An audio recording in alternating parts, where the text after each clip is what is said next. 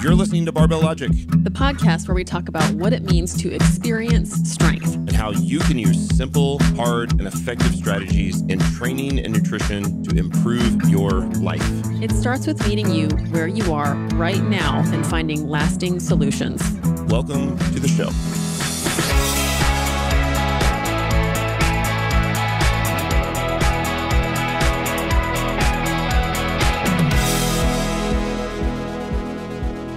Hey everybody, welcome to another episode of the Barbell Logic podcast, the Beast Overburden series. I'm your host, Niki Sims, strength and nutrition coach at Barbell Logic and also the chief experience officer, joined by the one and only Andrew Jackson. He's our chief operations officer and also a strength and nutrition coach at Barbell Logic. And he's also the product manager of our software that he's been developing. So many hats, many hats. Welcome. Good morning. Man, we had one heck of a weekend. We survived. We are survivors of Hurricane Hillary. Hurricane Hillary. Oh, yeah. How was it for you? What was your opinion being from the Pacific Northwest to come down here and endure this storm with us? Oh, wow. It was sort of like an average September, October rainy day. Sort of what I would compare it to. Just another day for you. You guys are pretty dramatic down here. Oh, yeah. We're definitely very dramatic. I noticed when we were walking by Lululemon, they had like 3 sandbags laid out in front of the front door, just in case things got real. Like, are those for a group workout or is that for the storm? What's going on there? Yeah, it was that's pretty mild. Yeah, a lot of news, a lot of warnings, but it ended up being a lot of rain. I think the biggest negative impact has been the frizziness to my hair and how humid it is in this house. Yeah, humidity is very uncomfortable. You're not equipped for this. Although all of our listeners in Houston that have been at 90+% humidity and over 100 degrees for the last 2 months, I think, are not feeling sympathy for any amount of humidity or heat. My brother lives in North Carolina, where they've also been hundreds and humidity, just brutal. So yeah, we're getting by here in California. It's been tough, but we're going to make it. Survivor. Really interesting topic today that I'm pretty excited to talk about. It's a really important theme that comes up for me. I think it's come up for you, and we see it a lot in our clients. And the way it comes up, as it often does, is when clients are sharing with us what they want to achieve with their coaching, and really in this season of life, as we'll call it. That phrase usually sounds like, I want to get stronger and I want to lose weight, or I want to improve my strength and lose body fat, or I want to change my body composition and get stronger. So many different ways of saying that they want to make a change. How would you summarize what you're hearing with those goal statements? I would say that is the most common goal that I see on the questionnaires when they come through. I can't think of a single person who has said, I want to gain as much weight as possible in order to support my strength goals. It's always some version of leaning out while gaining strength, or building muscle and also leaning out. And I think that's something I related to a long time ago before I started training. And even now, I mean, to some degree, I also don't want to, like we talked about a couple episodes ago, I don't want to just blow it out to pursue numbers at all costs. I think what I felt when I would say something like that, or when new clients say something like that, they're looking to change, and they, in their ideal state, would like to have more muscle mass and less body fat. I think that's understandable. Totally. I think where it starts to get more tricky to understand or to tease out the real goal or message there is that they'll often, in describing that, want to do both simultaneously, or they'll say, I want to recomposition, or I want to build mass and lose body fat simultaneously.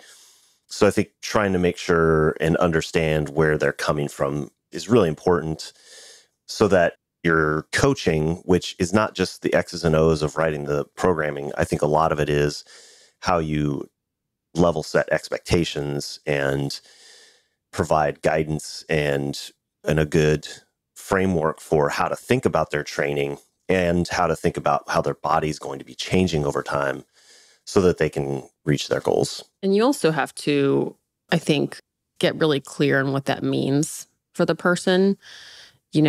Do they have a vision of in their head of maybe what they looked like in high school? Or do they have this maybe somewhat idyllic state where they've gained 50 pounds of lean muscle and they're super fast and they're agile and they've doubled all their 1RMs and they never had to, gain fat to get there? Or does it mean that they've lost 50 pounds or lost 10 pounds and all of their lifts have gone up? So I think during that initial on-ramp period where we're on the call or going back and forth on the workouts, like flesh that goal out for me. Like, what does getting stronger mean for you? What does that equate to? Is it being able to lift a certain amount? And what does changing your body composition mean to you? Do you want to see certain muscles stand out? Do you want to fit into a certain size? Are you trying to lose body fat? We have to get a little more specific because otherwise it's hard to really chase like two competing goals of losing weight and gaining muscle, because muscle is mass. So maybe it means to show more muscle more than anything. And the thing that comes up, and we've been doing this for a couple of our products, is client journey mapping. That's a really useful tool in client experience. And we go through what a person is experiencing, specifically what they're thinking, what they're feeling, what they're saying, what they're doing to get their needs met across various stages of a journey as it really would pertain to your brand. So I also like to think of it as a journey in some sort of mission. So we could do a journey for this mission of starting at whatever point there are in their lives to becoming this dream outcome of losing fat and gaining muscle. And makes me really wonder, like, what are the phases that entails and how long of a time frame is that? What are the trade-offs that they have to make? Where are the points where they're going to wonder, is this even worth it? Or what are the metrics that we use to make sure we're moving in the right direction? What do you think about that? Like, what comes to mind for you when we think about it like a journey? I think the first thing that comes to mind for me that you just touched on there is the time frame aspect of things. That part of the challenge with having the conversation with a client is that most people are able to think about maybe a week or a month or maybe a 3-month challenge is often what you'll see with the fitness world. That's sort of the longest amount of time that you see things talked about with respect to being on a diet or being on a program. It's very rare that you have somebody who's ready to think about committing to a process or a journey that's 6 months or a year or maybe even 2-3+ years. We've both been training for 10 years. I've been competing and doing some sort of a sport or competition or fitness activity for my entire life. And all of those activities have contributed to some extent to physical changes that show today. So that's really the first thing that comes to my mind in terms of setting expectations with a client is the time horizon. Yeah. And realistically, 6 to 12 months is what it's going to take before you're seeing real significant change, unless you have somebody coming from an extreme situation. If somebody is significantly underweight and they make a big change to add calories and resistance training, or if somebody is significantly overweight and they change their physical activity level and reduce their caloric intake, you might see some faster changes, arguably, maybe less sustainable than making slower changes, but time frame's the first.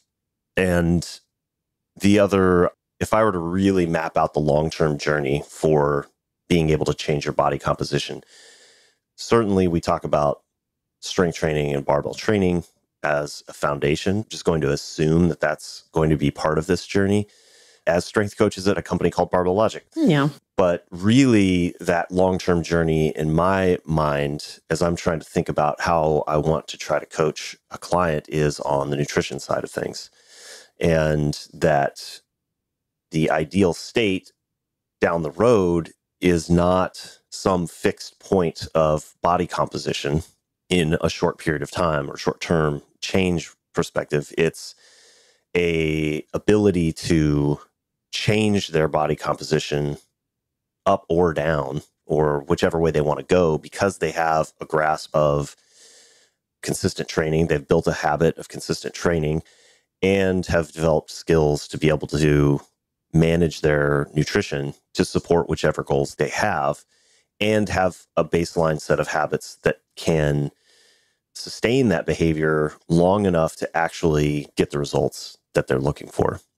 So let's get specific and talk about what the differences would be between some people who you just mentioned and what you would do for their training and their nutrition. So taking a look, I actually pulled up our collection of client intake forms where clients give us a lot of information, or they give it to their coach about what they want to achieve when they start working with the coach and where they're coming from. So age, weight, goals, training history.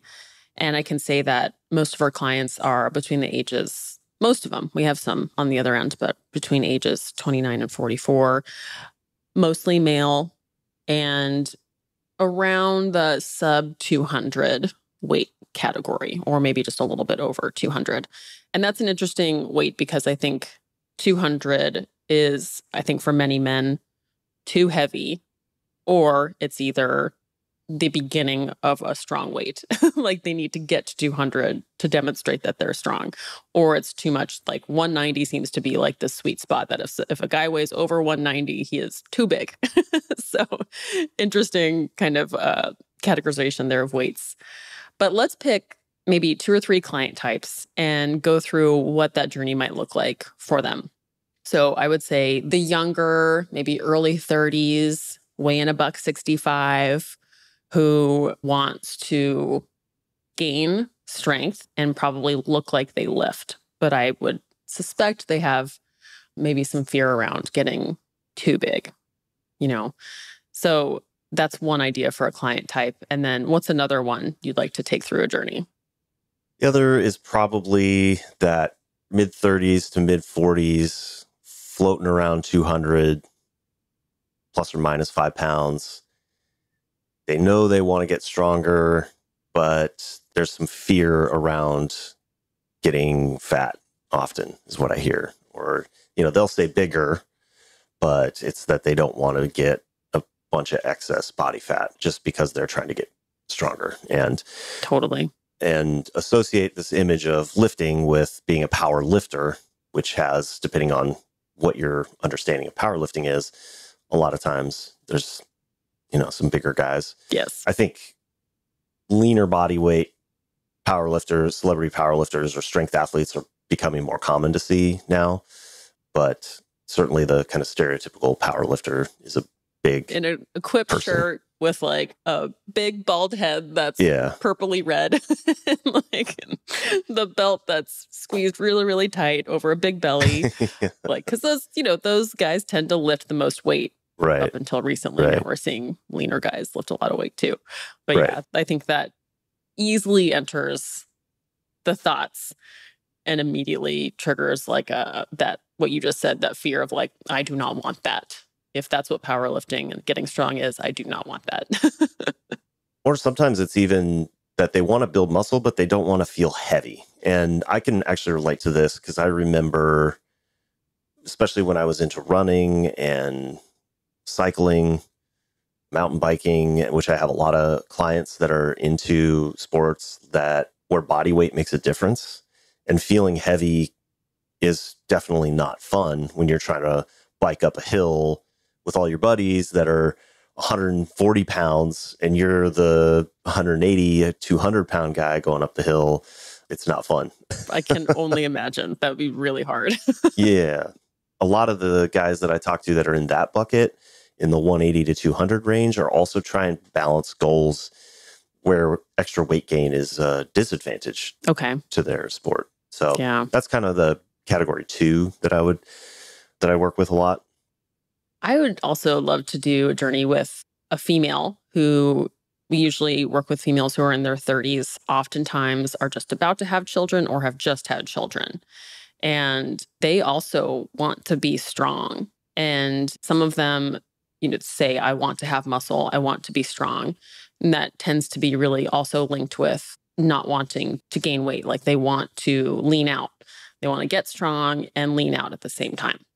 And so that's an interesting coupling of goals there that takes a lot of expectation management.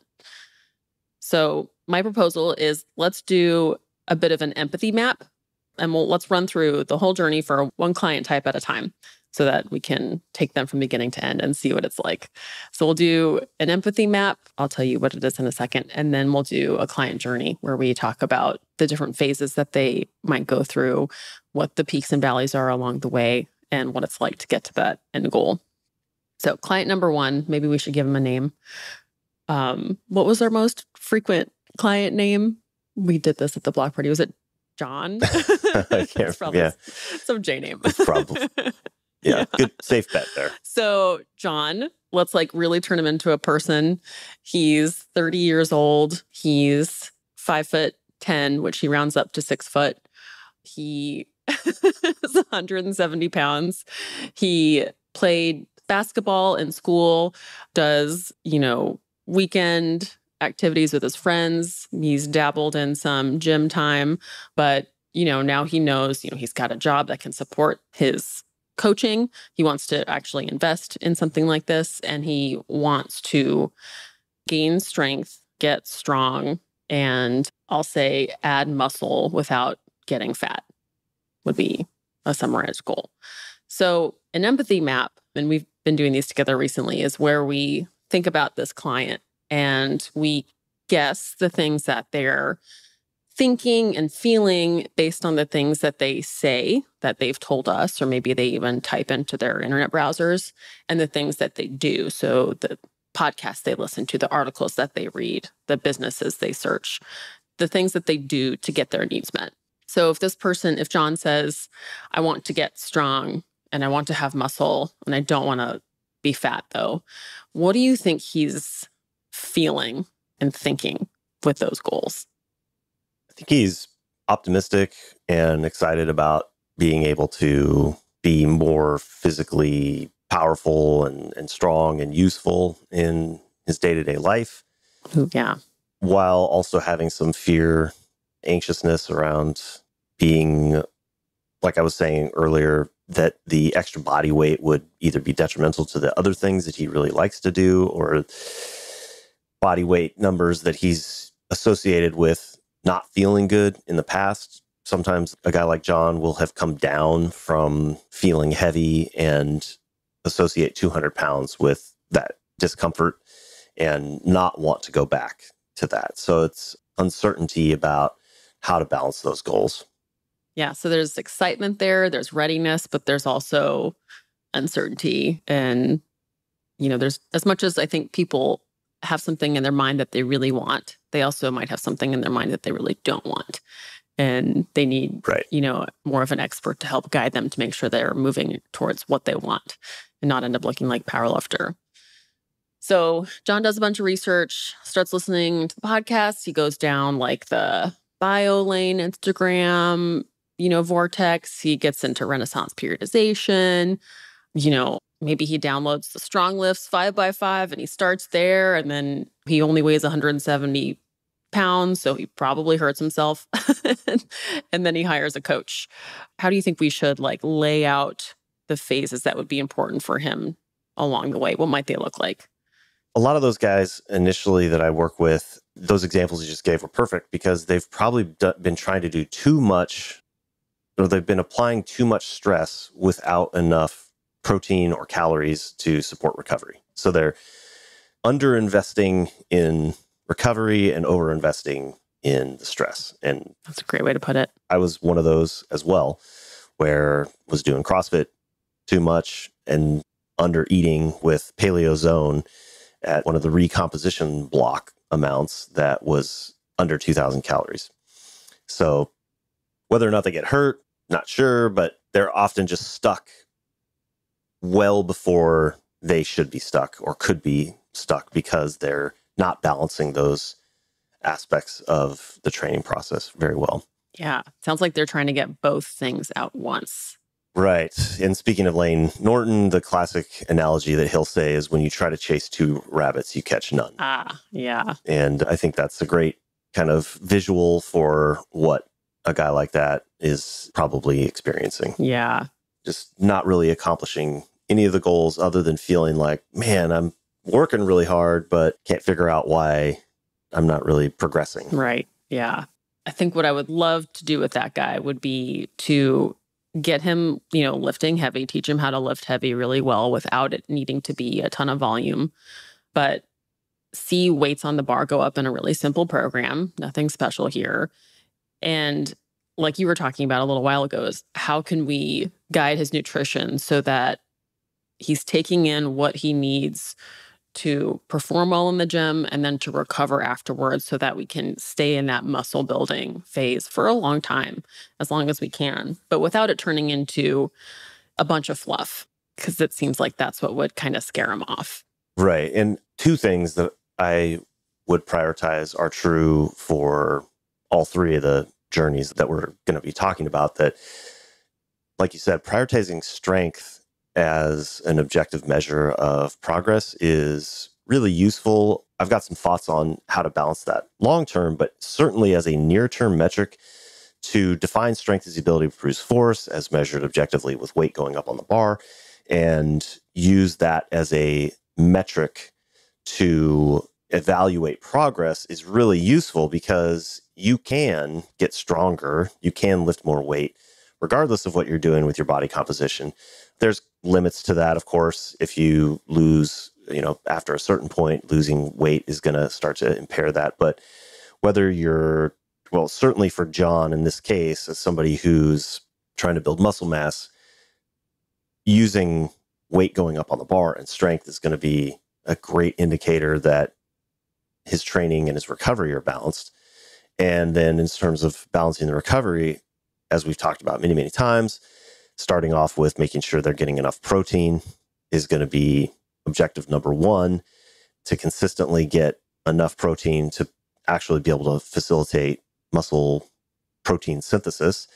And then beyond that, managing your total calories so that there's going to probably be some amount of weight gain. But if he's eating relatively consistently and tracking his weight and waist, then he'll be able to evaluate that rate of change over time as well and keep that triangulated. So you're balancing, I would say, 3 or 4 variables there, depending on how much you want to include the waist. But weight on the bar going up, amount of protein going in, and weight on the scale going up at, something like somewhere between a quarter to, at the high end, a pound of body weight per week is probably going to support his goals. Probably quarter to half a pound on, averaged out over a week is going to be the slower, obviously, is going to be less fat gain, and the faster is going to be a little bit more fat gain. So, and obviously, if he's getting nutrition coaching, it's a lot easier to provide that day-to-day direction. But at a high level, we've talked about in the past protein targets that he could aim for. It's probably going to be something between 120 and 150 grams, probably closer to 150 grams of protein per day. And then trying to manage your total calories so that the weight gain's not too fast.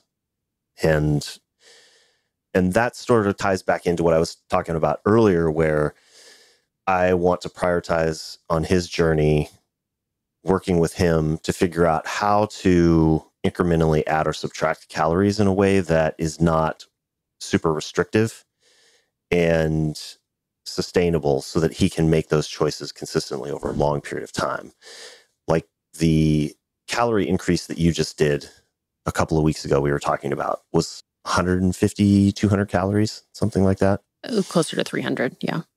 300 calories. Still, 300 calories is not a significant amount of calories, right? That's like one beer, depending on the beer you drink, or a glass or two of milk, right? So that I think is one of the coaching dynamics that I think is important to work through, is that we're not trying to make changes where you go to a gallon of milk a day. It's might be 1 glass of milk per meal kind of a change, or 1 handful less of nuts in your snack kind of a change. Right. And then be able to cobble together either adding or subtracting choices like that to change the direction of the scale consistently over a long period of time. Consistently. Yeah.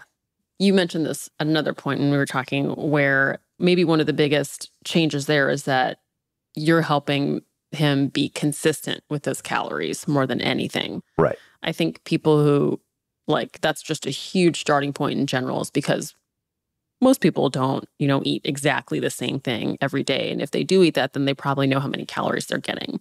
But often, we'll see days during the week where it's super low caloric intake. And then that leads to, really hungry days later in the week. So it's all over the place. And then there's traveling thrown in, there's partying thrown in. So, calories are just totally swinging, which definitely influences how much energy you have for your training, what your recovery is like, and if you're going to be gaining or losing over a long period of time.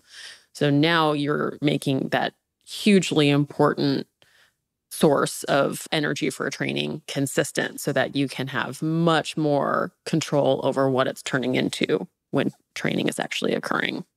Right. And I would put that consistency at a higher priority than precision. And a lot of people get hung up about how many grams this, how many grams that.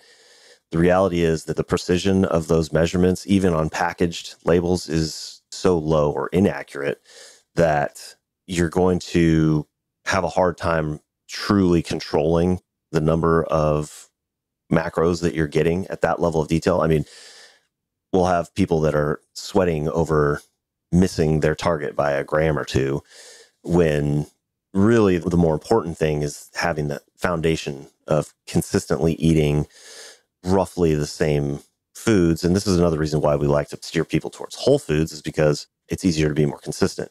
There's less variation in the undercover macros, with fat kind of sneaking in there unless you start adding a bunch of oil. But in general, having whole foods and less processed foods is going to be a little bit easier to be consistent. But again, there's all trade-offs. I think one of the other pieces that's important from the setting expectations perspective in coaching this person through their journey is working with them to make sure that we're on the same page about how big of a priority this is, because at some point it's hard to do and it takes a lot of energy and effort. So the amount of energy and time that you have to manage the change is going to influence your ability to dial in those details. So when I'm talking about trying to manage weight gain at a quarter to a half a pound a week, you're going to have to be pretty dang consistent. Yeah. And if you're at a stage of life where you can't keep a lot of consistency, then I think an important conversation is to level set on expectations that this might not be the right time to be trying to worry about that level of detail, because there's going to be fluctuations in your day-to-day ability to even make the choices that you want to make. It kind of sounds like at this early phase, there's a lot being done to create some really important habits in nutrition, where that's almost harder work than the physical aspect of it. For sure it is. Where lifting, we're not approaching their genetic potential. I mean, we're approaching it, but we're not close to it. Right. They haven't learned yet how strong they are. They're far away from it. And it still requires effort. But the hardest part of their training, I think, at that point is learning how to eat and how to, work this into their schedule, like you were just talking about, what food choices to make, where they're investing all that energy, but they aren't seeing, their jacked body yet. And it's going to take a long time to get there. So physical output. It takes a lot of faith. Yeah. Yeah, it takes a lot of faith. Yeah. So that's why. Trust in the process. Yeah. Yeah. Laying it out where it's going to take, a year, and helping them see what these 3, 4, 6 month chunks might look like is so important, or else it's hard to feel like what you're doing is worth it in the beginning. And that's why I think people want to do a lot of training right out of the gate, is because they want to get there as fast as they can without creating those nutrition habits that are really going to just like totally drive them to success later in their journey. Right. So let's say, so we've gotten him through 5 months. He's gained weight. He's done a really good job training. His training is much harder now. Weights on the bar are a lot heavier. He's definitely squatting the 200s for a lot of reps. He's pulling in the 3s. Training days are taking longer. We're at that point now where it's like, squeezing out the newbie gains, and things are getting a bit more complex. He's needing maybe a bit more precision. And now he's maybe even feeling like, shoot, I've gotten heavy and training's hard. What happens now? Like, I think that's a big phase 1. What does that next phase kind of look like? That's a really interesting transition point, and part of the journey where I think focusing on strength too much early on can start to become detrimental psychologically, because if your identity gets wrapped around the weight going up on the bar all the time, every session, especially early on, or maybe every other session, or then it starts to slow down every other week. And I've had clients like that where they're able to lock in again for maybe 3, maybe 6 months, and you can drive them up a pretty solid linear progression with minimum effective dose changes into kind of that early or intermediate stage where at least once a week that you're setting a PR on some sort of a 3, 5, or 1 RM. And then they kind of hit that wall where they made some of those changes where they increased their calories, they got better, the protein dialed in, and now, to your point, they're kind of redlining on the weights, and the only lever they know how to pull is more calories, and their pants are starting to get a little bit tight, and they're just not sure this is who they want to be. Like, this is that, the fear starts to kick back up that, oh man, I bought into this, and now I feel like I'm on the verge of being that version of myself that I didn't want to be. And I wonder if this is where we hear that, I just got back from vacation and I was thinking I really want to add in some conditioning. Hypertrophy, I want to switch into something different. And like you said, yes, it often happens after or leading up to the beach vacation in the summer where they start putting on the swimsuit that they hadn't put on in a while. And it's like, this is a little... Yeah, this is different. This is different. That's, like I said, where the somewhat goalpost needs to change a little bit, because up until that point, we were using strength and objectively weight on the bar as a proxy for reinforcing the positive habit of training, which is ultimately what I'm trying to do. And that's not to say that strength and weight can't keep going up on the bar over a long period of time. It's just that I think it's important during that first 3 to 6 months, and then obviously, especially at that transition point, that you start working together as a coach and client to identify metrics that are still reinforcing the habit of training and the process of lifting heavy weights over a long period of time that can be subjective and objective measures of progress that kind of help diffuse that identity, or to at least include other elements of a strength training identity that are more than just PRs going up every single week. Does that make sense? Yeah. And this is huge, like for a strength coach to hear and know how to deal with, and for a client, like you were saying, to hear, to be like, well, I thought the whole point of this was to get, 5 pounds more on the bar. Like, I thought everything I was supposed to be doing was to get more weight on the bar. And even as a coach, you're like, well, I have to program however I have to program to get a new PR. And, we developed our app like that. So we get to see every PR and track it all the time. And now what you're saying is like, let's tone down the importance of that driving factor, which is like, that's different. To some extent. I mean, like I said, it's still something that I want to see. I have clients that are still hitting PRs 6, 7 years down the road. And I'm not saying don't hit PRs. I'm not saying PRs don't matter. I still want to hit PRs. I just want to broaden the range of things that we can count as PRs. And it's one of the things that I think is actually a huge benefit of the app that we use, is that we can see all of the different rep ranges as PRs. We can see tonnage fluctuating over time. We can see consistency how frequent they're training and how consistent they're able to get their training done. So these are all metrics that I think... How good their lifts look. Yeah, the skill of their lift. Skill development. The bar speed at an equivalent weight. I was actually just talking to a client who fits this category pretty well, actually, last week. And he was kind of down on himself because last week we had to give him a low stress week because he was finally starting to approach that genetic potential, at least where he's at right now. Not his full genetic potential, but like the weights are starting to get grindy. And he has a whole bunch of work stuff coming up, and he was kind of single parent for a week. His wife is out of town, and his shoulder starts bugging him, and things just kind of got to a point where I said, okay, hey, next week, let's back off a little bit. And he was beating himself up about that, but I was able to pull up on the app and show, hey, this low stress week, quote unquote, was your PR 6 weeks ago. That's so cool. And so that's as much of a sign of progress and strength. Totally.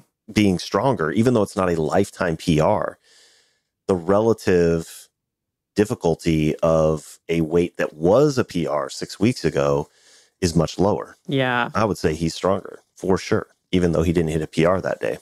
That's wonderful to be able to see it that way. It's so important, or else you have that, you associate with, we need to back off with, oh no, like that's not going to be enough. I'm not going towards my goals anymore. I'm giving up.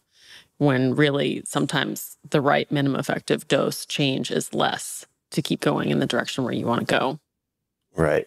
And so, for somebody like that, when they hit that phase, then that's actually another big point where I'll commonly hear that recomposition question. Hey, can we keep adding muscle and lose body fat? I'd like to kind of trim down a little bit. Can we do that? For somebody at that phase, it's going to be tough.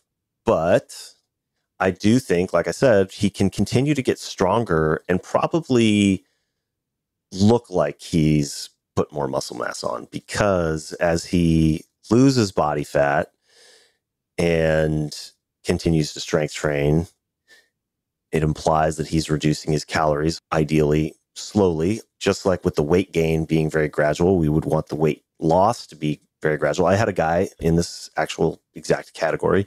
He typically floats around 92 to 95 kilos. So he's right around that 200-pound point. Okay. And he really wanted to see how lean he could get by DEXA scan measurement. So he took a DEXA scan, and then he wanted to do a weight cut and evaluate his lean body mass and body fat at the end of this. I think it was like 8 weeks he wanted to do it. And he targeted 0.5 pound of weight loss per week. And he definitely leaned out. He looked more jacked. But then when he did his DEXA scan, he noticed that he lost some lean body mass.